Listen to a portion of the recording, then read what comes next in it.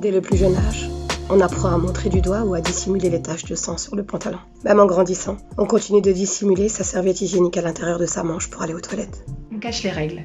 Et de fait, elles deviennent un sujet tabou. Il ne faut donc pas s'étonner si 55% des Français et des Françaises pensent encore aujourd'hui que les règles sont un sujet dont on ne peut pas parler en public. Or, ne pas parler des règles publiquement a des conséquences directes sur la santé mentale et physique de millions de personnes.